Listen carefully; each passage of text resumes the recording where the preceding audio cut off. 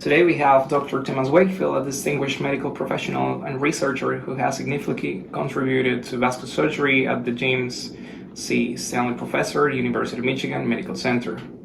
With an illustrious career spanning several decades, Dr. Wakefield's expertise lies in venous disorders, particularly venous thrombotic disease and superficial venous disorders. His groundbreaking research on the relationship between inflammation and venous thrombosis, funded by prestigious organizations including the American Medical Association, the VA, and the NIH, has granted him international recognition. Dr. Wakefield's extensive publication record, comprising over 350 peer-reviewed manuscripts, that's a lot, and more than 150 books, chapters, showcases his dedication to advancing medical knowledge. As a leader in the field, he has held various esteemed positions, including director for the Franklin Cardiovascular Center and president of renowned organizations such as the American Venous Forum. Beyond his professionalism and accomplishments, Dr. Wakefield is known for his commitment to philanthropy and his role as a mentor. His passion for vascular surgery, combined with his devotion to teaching and researching, has cemented his position as a respected authority in the medical community. Would you agree, Dr. Wakefield? Thank you very much. So, to begin today, I would like to know which are the most important historical time points that mark the establishment and growing of your Venous Research Lab, how this whole thing began. Sure. So when I was a trainee, I actually worked in the laboratory of Dr. Jim Stanley, who was Here in Michigan? Here in Michigan, okay. Who was the head of vascular surgery. The work I did was looking at protamine and its toxicity as it reversed heparin. And in fact, over a year as a resident and a year as a fellow in Dr. Stanley's lab, we produced some protamine variants that were less toxic in reversal of both heparin and low molecular heparin than standard protamine. We actually had 3 patents along with Dr. Phil Andrews, who was a biochemist. But we never could take that any further than those patents because the protamine is so cheap that drug companies didn't feel that it was worth trying to make a new protamine alternative. So when I joined faculty in 1986, I wasn't exactly sure where my research was going to go from that point on. My chair at that time, when I became faculty, was Dr. Laser Greenfield. And Dr. Greenfield had a very interesting conference that he organized between surgery and biochemistry. And Chuck Esmond, a famous hematologist, came and gave a talk. Dr. Esmond had described the protein C system. And in his talk, he mentioned that there were 2 or 3 primates, he was studying sepsis in the primate, who had developed thrombosis with the presence of a venous catheter in the iliac vein, an antibody to protein C, and tumor necrosis factor. And Dr. Greenfield and I were in the audience, and he said to me after that lecture, he said, "Tom, I think there's a model there. Would you like to go to Oklahoma and learn the model?" And I thought, that's wonderful. I was 6 months into my new faculty position. So and Dr. Greenfield had been in Oklahoma, so he knew folks there. So he sent me to Oklahoma. I met with a hematologist there whose name is Dr. Fletcher Taylor. Dr. Taylor showed me the model. I had my new technician hired with me, and we brought that model back to Ann Arbor and had that model for a year and a half. Didn't know exactly what to do with the model. We could make clots in the primate. And then we made the observation that the legs of the primates were red, hot, and swollen, even though they weren't infected. It looked just like an infection. So I went and spoke to a pathologist here at the medical center, whose name is Dr. Stephen Kunkel, who now is the head of research in Michigan, and told him about the findings. And he suggested that we go ahead and obtain some tissue samples and look at them. And through a combination of Dr. Kunkel and Dr. Jerry Abrams, a pathologist, we showed, in fact, that the vein walls had an inflammatory response that just looked like an acute to chronic inflammatory response that you would see with any sort of wound. And so that started us in the realm of thinking about thrombosis and inflammation. sort of how it all started. As far as the physical laboratory that we did this work in 1989, Mrs. Carolyn Jobst gave a big gift to the University of Michigan to establish some research laboratories, also to establish a yearly lecture, and she also gave money to Toledo in order to establish a clinical center, all in honor of her husband, Conrad Jobst. And so the Conrad Jobst laboratories then started with that gift, and the laboratories were built, and then I was able to move my laboratory effort from the lab space I was in when I first joined as faculty to the Jobst laboratories and continued the work in the That's very inspiring. A man, an idea, and a donation. Well, but I bet it was hard at that point. Do you remember any of the challenges that you have to overcome? Sure. Those years? The biggest challenge really was that hardly anyone believed that there was associated inflammation with venous thrombosis. This is very common with new theories. This was really a new theory. Everyone knew that there was inflammation associated with superficial phlebitis, but no one thought that there was inflammation associated with DVT. And so, we had to actually go through a number of iterations of writings before we were able to get actually our first grants funded for this idea. And we also had to move from the primate model to a less expensive model that we could do more animals. So we actually went to the literature found in the pharmacy literature that there were models of inferior vena cava ligation in order to look at new anticoagulants, and then we modified those models to allow us to look at the inferior vena cava vein wall, both with full ligation and a partial ligation in order to look at the vein wall thrombus interface. I have two questions after that. How was your impression after doing surgeries in humans, then to go into monkeys and then into another animal? How was that experience for you?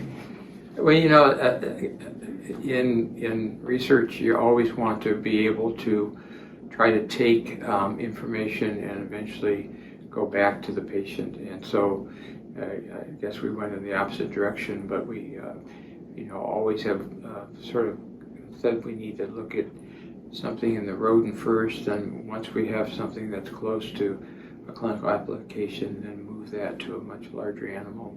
In my laboratory's case, it was doing it in some primate models, but other models like the pig, for example, a large animal model, before then you can consider taking it back to the It's a very interesting pathway. And the second question is, how much time do you think it passed between your original idea and the public acceptance of this idea? I would say the public acceptance really until the early 2000s was not widely believed. But now everybody knows that inflammation and thrombosis are interrelated. And I think part of the reluctance was the fact that when you have superficial thrombophlebitis, you can see the redness, you can feel the heat, you can see it in front of you. But when you have DVT, you can't see the vein. It's deep within the extremity, and so it takes some time in order to understand. In fact, back in the old days, there was actually two different terminologies. There was phlebothrombosis and thrombophlebitis. Phlebothrombosis was felt to be related to the deep veins, and thrombophlebitis to the superficial, because everyone thought these were two different sort of pathophysiologies. So. It's an amazing theory. So now, after so many years, I have more questions. What were the key factors behind your laboratory continued success and development? Because this data stopped in the 80s or in the 2000s, now it's 2022, and there's more work being done. Well, the first point I would make is that, we've only really started to scratch the surface. Much of what we did initially in the first 10 or 20 years is really descriptive work. And now the work is really going to things like epigenetics and metabolomics and trying to really look at things at a much more cellular and subcellular level, essentially. So the questions remain. There's lots of questions, and good research should foster more questions than answers. And so I would say that's number one. Number two is, I've been very blessed and fortunate to have had a pipeline of individuals over the years who have joined me in the laboratory, who have worked with me and then gone off on their own areas. And that has essentially expanded the field. I've always felt that as a researcher, you have an area of passion, but you don't own that area. You want to share that area, and then you want others to take that and run with it. And I think that's the way lab effort can grow and sustain itself. So I've been fortunate, and I would say I've been very blessed with individuals who have come into my laboratory and come into my life. Do you have any keys for finding really good candidates for a team like this? Well, you want to have individuals who are driven to answer scientific questions. Mm-hmm. You want individuals who understand that what we do not only generates knowledge, but ultimately will help patients and help patient care. You want to have individuals who work hard and are honest and trustworthy and excited about coming to work every day and making discoveries. So everybody that I've been associated with, I've been blessed to have those characteristics. Which was the level of education that you have work in the lab normally? Postgraduates, students, residents? Yeah. Tell us more about that. We've had them all. We have had undergraduate students. We've had certainly residents and fellows. We've had postgraduate students, and then I've been very, very fortunate to have folks who have become faculty. Dan Myers, who has the Jobs Lab, was one of my trainees. Peter Henke, who's head of vascular surgery now, and now is an expert in thrombus resolution, was one of our laboratory trainees. Andrew Obie, who's taking sort of where I left off and is really taking the whole field of thrombogenesis and thrombus resolution to new heights, was a trainee in the laboratory. So we were fortunate in the laboratory to have also a good training mechanism, a training grant mechanism, to allow folks to come in and be supported while they did their work. Dr. Wakefield, across these years, there was someone special that you really recognize that helped you, your career, someone that you want to say thank you? Yeah, so I would say there's a couple of people. Number one is there was a person who taught all the surgeons how to operate in the laboratory. His name was Jimmy Crudup. Jimmy was a truck driver by trade, and he had come from Mississippi up to the Michigan area and was hired to help in the surgery laboratories at Michigan. And Jimmy became probably technically the best surgeon in the entire medical center. And he taught a whole generation of Michigan surgeons how to operate in the laboratory, taught me how to operate in the laboratory. But more important than that, he taught us about life.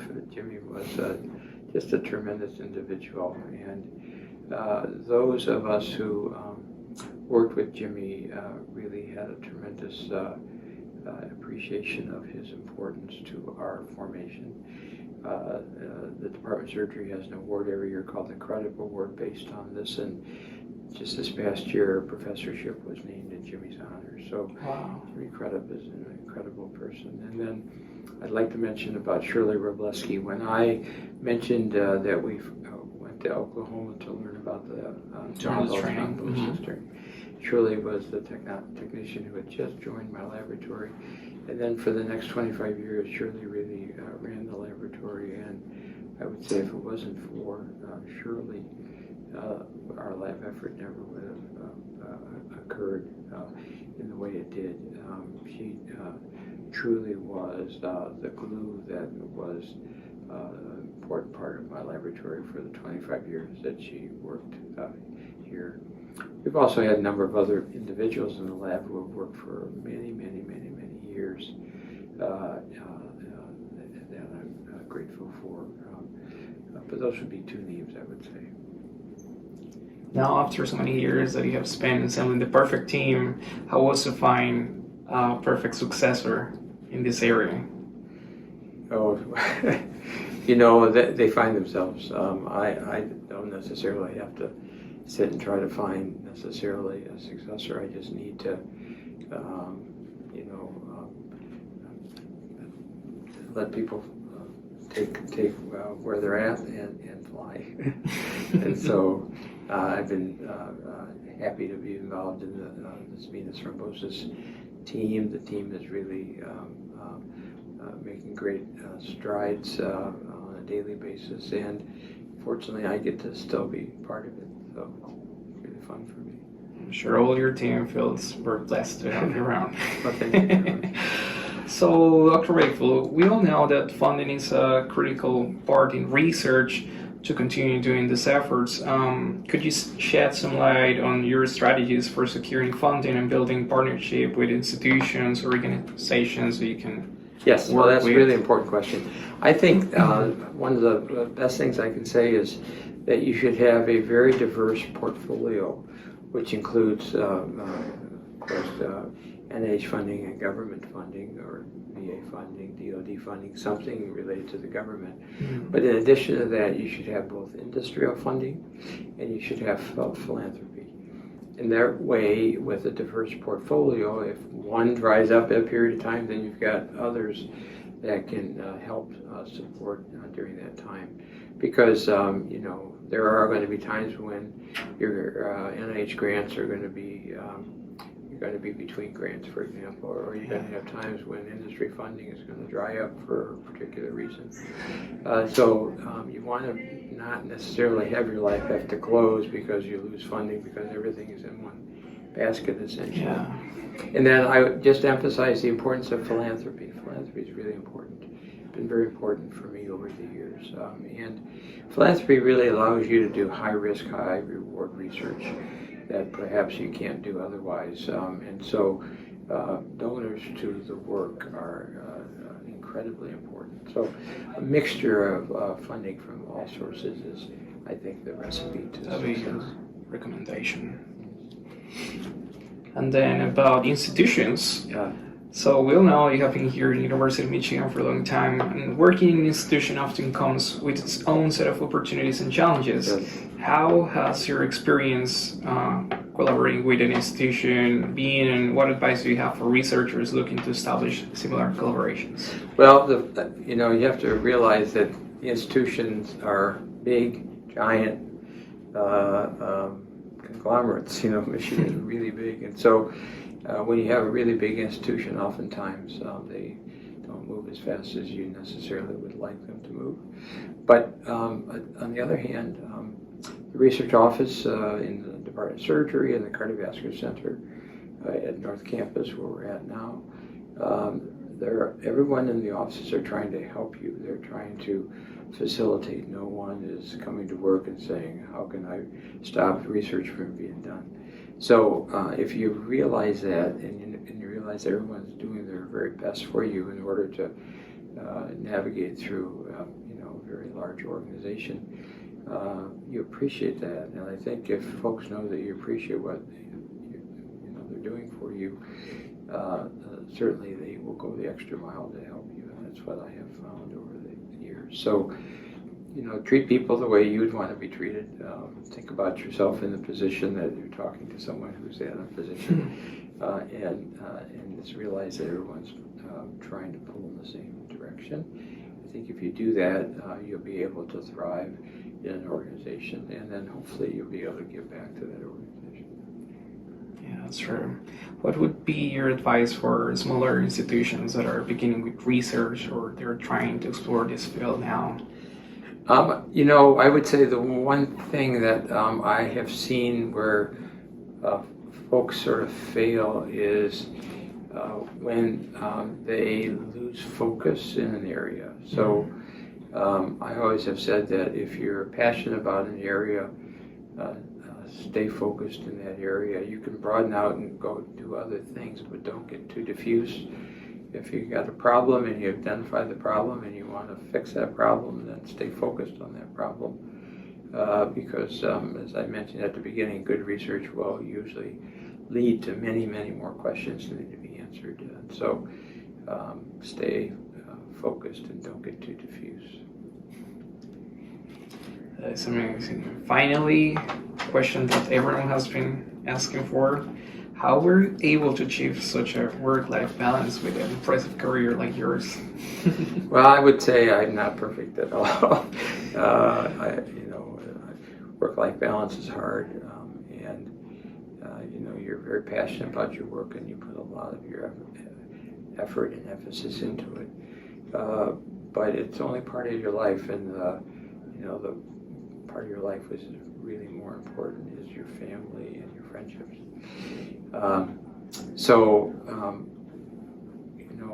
I would say, number one, hope you're blessed with really understanding folks. Like my wife and my children have been very understanding for me over the years, number one. Number two, the time that you give to them should be quality time and should be focused to them, in the same way that when you're at work, the time that you give to your research and to your clinical care should be focused at the time on that.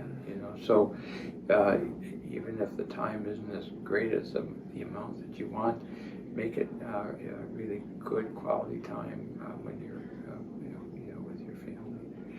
And then try to have extra hobbies outside of work.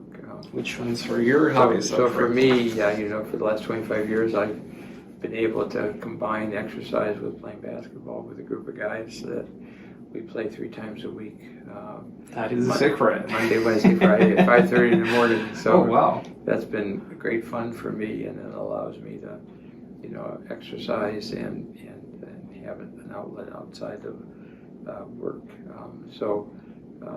At some point in your life, as I'm approaching, as I'm in now, you no longer will be employed, you'll be retired, and you want to have diversified your life to the point where you still have things that you want to do when you retire. How it has been this new chapter after retirement? Well, it's early. It's only been about 3 weeks. So far it's been good. I'm spending more time with my wife, and we're doing more things together, and we're going to do some extra traveling, and so that's great. I have a couple of really important board positions that I volunteer with down at my alma mater, the University of Toledo, so that's going to be fulfilling. I still have the great opportunity to come and work with you and others in the Joseph's laboratory, and still have the opportunity to teach in the section of vascular surgery, which I love. So, I think it's going to be just fine. But it's different, no question about it. It's different. I agree. So we can agree that the secrets for succeeding in vascular surgery research are keep focusing in the same area, gathering the perfect team, and have a really work-life balance. And yes, in addition to that, remember that the focus of what we do still should go back to the patient, and try to make sure that what you do ultimately focuses back to trying to help people. That's the whole point, I think, of good surgical research. If you keep the patient in the focus, whether it's in the research lab or in the clinic or in your academic writings, that sort of thing, I think you can't go wrong. That is our north. Thank you so much, Dr. Wakefield. Thank you very much. I really appreciate the interview. Finally, do you have any favorite artist? Artist? In music. Oh my goodness. Well, you know, my love of Karen Carpenter is sort of legendary. So the Carpenters have been one of my favorite groups for sure. So. I know that you're a huge fan of music in the OR. Yes, well, I always felt like I couldn't operate very well if I didn't have some music. And I would try every case to have a different genre on so that I kept it interesting. And also, I used to, not so much when I was early in my career, but much later in my career, I would always try to ask those in the room what sort of music they'd like to hear. And so, you know, it's a team, and so you don't want the team to be suffering because you have music on that they just can't tolerate. So, Like they did enjoy it all these years. yeah. Thank you so much, Dr. Wakefield. Thank you very much. I really enjoyed it. Thank you.